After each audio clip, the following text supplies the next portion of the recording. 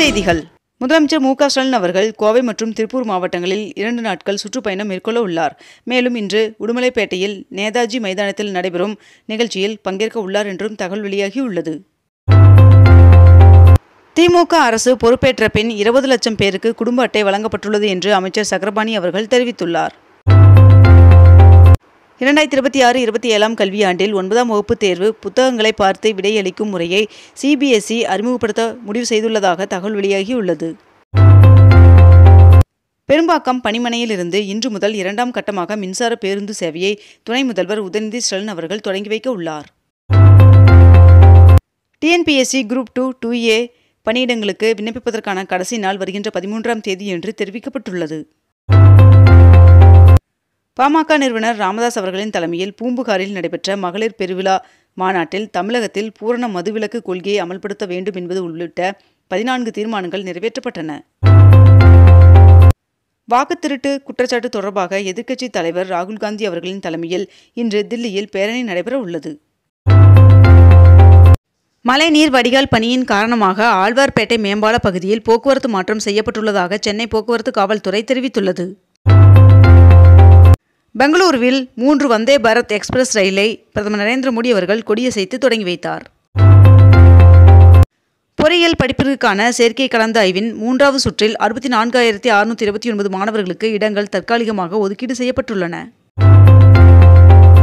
முதலமைச்சர் மு க ஸ்டாலின் அவர்கள் தாம்பரத்தில் நடைபெற்ற அரசு விழாவில் சுகாதாரத்துறை சார்பில் 110 கோடி ரூபாய் செலவில் கட்டப்பட்டுள்ள மாவட்ட அரசு தலைமை மருத்துவமனை கட்டடத்தை திறந்து வைத்தார். மேலும் பல்லாவரத்தில் நடைபெற்ற நிகழ்ச்சியில் 20,021 பயனாளிகளுக்கு வீட்டுமனை பட்டாக்களையும் வழங்கினார். கிண்டி கலைஞர் நூற்றாண்டு உயர் சிறப்பு பன்னோக்கு மருத்துவமனையில் முதலமைச்சர் மு க ஸ்டாலின் அவர்கள் திடீர் ஆய்வு மேற்கொண்டார். நலம் காக்கும் ஸ்டாலின் திட்டம் மூலம் 47,525 பேர் பயனடைந்துள்ளனர் என்று சுகாதாரத்துறை தெரிவித்துள்ளது. அண்ணா பல்கலைக்கழகத்தின் மெக்கானிக்கல் இன்ஜினியரிங் துறையில் நடப்பு கல்வியாண்டில் ME தெர்மல் இன்ஜினியரிங் படிப்பு அறிமுகப்படுத்தப்பட உள்ளதாக தகவல் வெளியாகியுள்ளது. தமிழ்நாடு அரசின் தொழில் முனைவோர் மேம்பாடு மற்றும் புத்தாக்க நிறுவனத்தில் வருகின்ற 18ஆம் தேதி தொடங்கி 5 நாட்கள் தங்க நகை மதிப்பீட்டாளர் பயிற்சி நடைபெற உள்ளது. மேலும் இப்பயிற்சியில் பங்கு கொள்ள விருப்பமுள்ளவர்கள் முன்பதிவு செய்து கொள்ளலாம் என்றும் தெரிவிக்கப்பட்டுள்ளது. வளிமண்டல மேலடுக்கு மற்றும் கீழடுக்கு சுழற்சி காரணமாக தமிழகத்தில் ஓரிரு இடங்களில் இன்று முதல் 15ஆம் தேதி வரை மிதமான மழைக்கு வாய்ப்புள்ளதாக வானிலை மையம் தகவல் தெரிவித்துள்ளது. 2025ஆம் ஆண்டிற்கான 5ஆம் தர புலமை பரிசில் தேர்வு இன்று நடைபெற உள்ளது. அமெரிக்காவின் வர்த்தக நெருக்கடிகளை இந்தியா சமாளிக்கும் என்று கோவை தொழில்துறையினர் நம்பிக்கை தெரிவித்துள்ளனர். பாதுகாப்பு தளவாடங்கள் உற்பத்தி 2024-25 நிதியாண்டில் இதுவரை இல்லாத அளவிலாக 1,51,000 கோடியாக உயர்ந்துள்ளது என்று பாதுகாப்பு அமைச்சகம் தெரிவித்துள்ளது. வெளிநாட்டில் வேலைக்கு சென்று மரணமடைந்த அயலக தமிழர் நலவாரிய உறுப்பினர்களின் குடும்பத்தினருக்கு தமிழக அரசு 1 லட்சம் ரூபாய் நிதியுதவி வழங்குகிறது. உஜ்வாலா யோஜனா திட்டத்தின் கீழ் வழங்கப்படும் சமையல் எரிவாயு சிலிண்டருக்கான 300 ரூபாய் மானியத்தை மேலும் ஓராண்டிற்கு நீட்டித்து மத்திய அரசு அறிவித்துள்ளது. இலங்கை கடற்படையினரால் சிறைப்பிடிக்கப்பட்ட மீனவர்களையும் அவர்களது மீன்பிடி படகுகளையும் உடனடியாக விடுவிப்பதற்கு தேவையான நடவடிக்கையை எடுக்க கோரி வெளியுறவுத்துறை அமைச்சர் ஜெய்சங்கர் அவர்களுக்கு முதலமைச்சர் மு க ஸ்டாலின் அவர்கள் கடிதம் எழுதியுள்ளார்.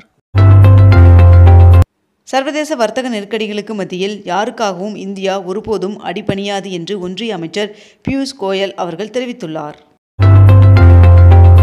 தாம்பரத்தில் 110 கோடி ரூபாயில் தலைமை மருத்துவமனையை முதலமைச்சர் மு க ஸ்டாலின் அவர்கள் திறந்து வைத்தார். திமுகவின் இலக்கிய அணி தலைவராக அன்வர் ராஜா அவர்கள் நியமனம் செய்யப்பட்டுள்ளார். பாமகவின் தலைவராக அன்புமணி அவர்களின் பதவிக்காலம் மேலும் ஓராண்டு நீட்டித்து பாமக பொதுக்குழுவில் தீர்மானம் நிறைவேற்றப்பட்டுள்ளது.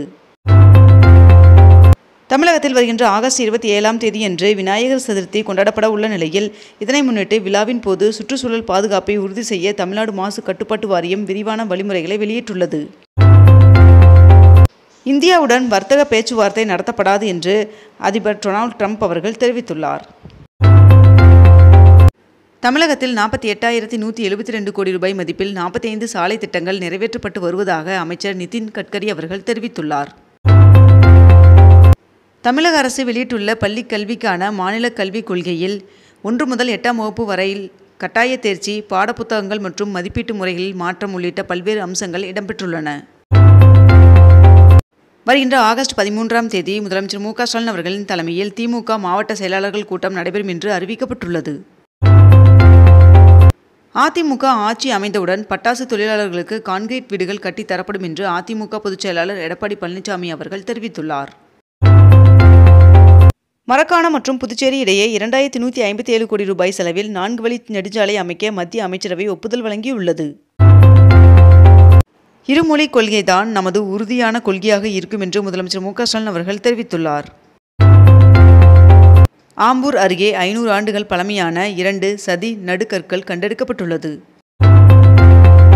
முன்னாள் அமைச்சர் செந்தில் பாலாஜி அவர்களின் சகோதரர் அசோக் குமார் அவர்கள் மருத்துவ சிகிச்சைக்காக அமெரிக்கா செல்ல நிபந்தனைகளுடன் சென்னை உயர்நீதிமன்றம் அனுமதி வழங்கியுள்ளது. திமுக எம்பி கனிமொழி அவர்கள் இன்று பிரதமர் நரேந்திர மோடி அவர்களை சந்தித்து பேசினார். பிரதமரின் மனதின் குரல் நிகழ்ச்சி மூலம் 34 கோடி ரூபாய் வருவாய் ஈட்டப்பட்டுள்ளதாக தகவல் வெளியாகியுள்ளது. தமிழ்நாடு மாநில கல்விக் கொள்கையில் பள்ளி படிப்பு முதல் பட்டப்படிப்பு வரை தமிழ் மொழி வழியிலான கல்வி அவசியம் என்று குழு பரிந்துரை செய்யப்பட்டுள்ளது. 11ஆம் வகுப்பிற்கு பொதுத் தேர்வு கிடையாது என்றும் 10 மற்றும் 12ஆம் வகுப்புகளுக்கு மட்டுமே பொதுத் தேர்வு என்றும் இன்று வெளியிடப்பட்டுள்ள தமிழ்நாடு மாநில கல்விக் கொள்கையில் அறிவிக்கப்பட்டுள்ளது. முதலமைச்சர் மு.க. ஸ்டாலின் அவர்கள் மாநில கல்விக் கொள்கையை வெளியிட்டார்.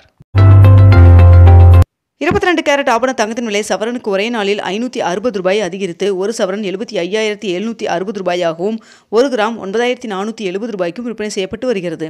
இதனைத் தொடர்ந்து 1 கிராம் வெள்ளியின் விலை கிராமிற்கு 1 ரூபாய் அதிகரித்து 1 கிராம் வெள்ளி 127 ரூபாய்க்கு விற்பனை செய்யப்பட்டு வருகிறது. அமெரிக்க வரி விதிப்பை எதிர்கொள்வோம் என்றும் விவசாயிகள் நலனில் சமரசம் இல்லை என்றும் பிரதமர் நரேந்திர மோடி அவர்கள் தெரிவித்துள்ளார். பிரதமர் நரேந்திர மோடி அவர்கள் வருகின்ற 31ஆம் தேதி சீனாவிற்கு அரசு முறை சுற்றுப்பயணம் மேற்கொள்ள உள்ளார் என்று தெரிவிக்கப்பட்டுள்ளது. ஆன்லைன் பொருட்களை டெலிவரி செய்யும் ஊழியர்களுக்கு மின்சார ஸ்கூட்டர் வாங்க 20,000 ரூபாய் மானியம் வழங்கும் திட்டத்திற்கு நிதி ஒதுக்கி தமிழக அரசு உத்தரவிட்டுள்ளது. தமிழ்நாட்டில் உள்ள வயது முதிர்ந்தோர் மற்றும் மாற்றுத்திறனாளி குடும்ப அட்டைதாரர்களின் இல்லத்திற்கே சென்று அரிசி, சர்க்கரை உள்ளிட்ட ரேஷன் பொருட்களை விநியோகம் செய்யும் முதலமைச்சரின் தாயுமானவர் திட்டத்தை சென்னையில் வருகின்ற 12ஆம் தேதி முதலமைச்சர் மு.க. ஸ்டாலின் அவர்கள் தொடங்கி வைக்க உள்ளார். குடியரசு துணைத் தலைவர் வேட்பாளரை தேர்வு செய்ய பிரதமர் நரேந்திர மோடி அவர்கள் மற்றும் ஜே.பி. நட்டாவிற்கு தேசிய ஜனநாயக கூட்டணி அதிகாரம் அளித்துள்ளதாக தெரிவிக்கப்பட்டுள்ளது. ரஷ்ய அதிபர் விளாடிமிர் புட்டின் அவர்கள் விரைவில் இந்தியாவிற்கு வருகை தர உள்ளதாக தேசிய பாதுகாப்பு ஆலோசகர் தெரிவித்துள்ளார்.